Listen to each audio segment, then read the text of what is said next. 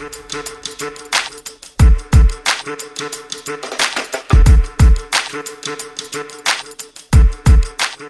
see if we can change some minds tonight. What's up next on the low for us, Mia?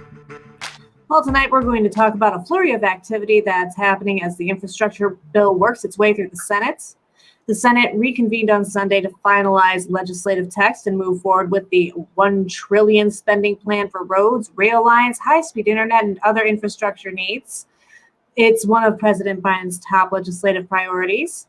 It would also be the largest investment in U.S. roads, bridges, ports, and transit in decades. It includes $550 billion in new spending, $450 billion in previously approved funds, and it would also provide money to replace lead water pipes and build a network of electric vehicle charging stations. So it's pretty sweeping. I like that already. Yeah, that's nice. That's the one we really want. Well, it also in this article it says Senator John Tester, a Democratic negotiator on the legislation, told reporters that there is one potential holdup is a provision over wages. Democrats want to include a decades-old law that would require contractors to pay prevailing wages, usually higher and set by unions for all funded projects. And then you have Senator Susan Collins told NBC or CNN that she believed at least 10 Republicans will support the measure, enabling it to clear the 60-vote procedural hurdle. My hope is that we'll finish the bill by the end of the week. Of course, then there's fucking Joe Manchin. He told CBS's Face the Nation that another procedural vote was possible on Sunday, and he was expecting the bill to be passed by Thursday. But, Joe Manchin, he basically said, as long as Democrats, don't try and mess it up with all their fancy spending and wanting to do good things for people. Mm-hmm. That's basically the summation of Joe Manchin's problem with everything. Well, it says here in the counts that senators so far had supported a shell version of legislation in procedural votes, including 66 to 29 margin on Friday that included 16 Republicans. The Senate voted 67-32 to begin debate on the measure, getting 17 Republicans to sign on, more than 10 needed to break the filibuster. So it's uphill. It's rolling uphill. Mm-hmm. It's doing the rolling. But that just goes to show you the original proposal was like $3.2 trillion. And it's down to $1 trillion, and they got enough Republicans get on vote. So, guys, that's how this works, right? They say, we want to spend $3 trillion. They're like, hell no, a half. Then they go up to $1 trillion. Okay, good enough. Let's go. It's typical. $1 trillion to help get high-speed or, high-speed rails and not high-speed, just fixing the rails. Getting rid of the lead pipes, which is a good idea, of course, and charging stations for electric cars. I'm 100% on board with that. It doesn't benefit me directly, but it does benefit us indirectly. So I like some of the premises. I don't know enough about the whole bill. And of course, this is a shell. There's nothing really hammered out details. That leaves room for Manchin and dumbasses like that to nickel and dime on the edges. It'll probably be $500 billion before it's all over. Who knows? That's what I'm afraid of. But with these numbers, they're going to debate it on the floor. We'll see what comes of that. I just lack any kind of hope anymore because we've been thoroughly let down by this flaccid response to the challenges. It's just a bunch of impotent old men can't get their shit together. Yeah. Mm-hmm. Think of the spending and the jobs it could create. This could be a good job creating bill that hopefully will help stimulate the economy. But we're in a bad way where even if this passes, we go to COVID lockdown. Guess what? None of that shit's getting built. We got to get COVID under control first. Yeah, Fauci did say. Man, I'm not going to say his name right any of the times I try to. Thank you.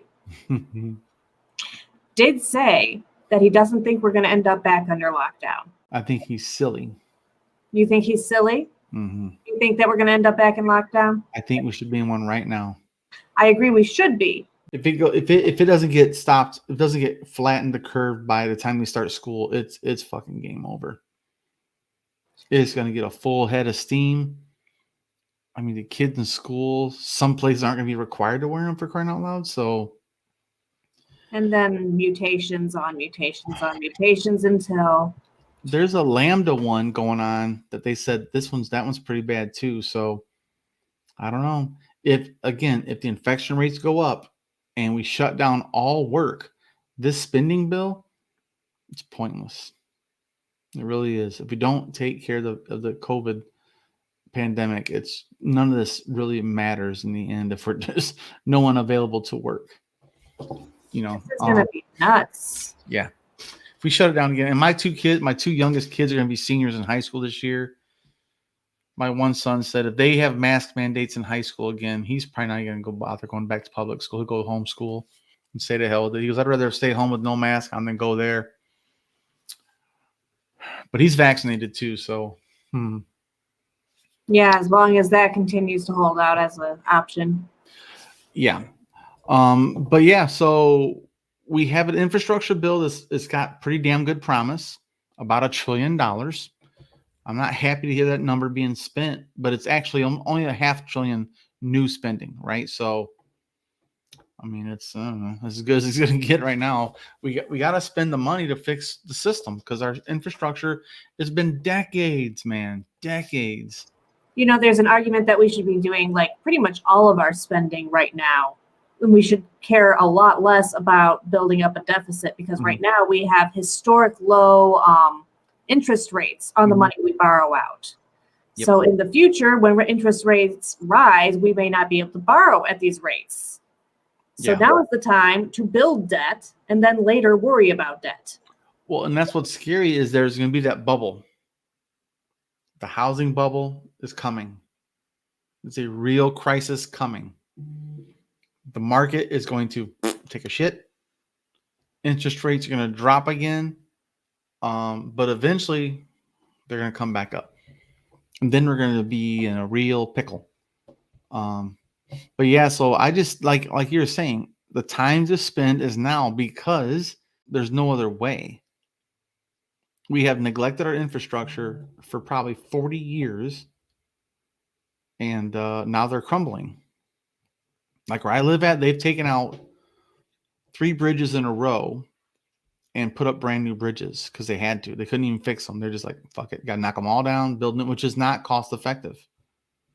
And it's super long delays, man. For my job with doing home care, it makes me drive all over Kingdom Come, going around these delays, But I'd love to see an infrastructure bill get through, and that will help the midterms, I think, to say Biden say, listen, we got it done.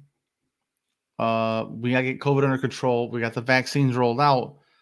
But that's the biggest challenge is jobs and the economy.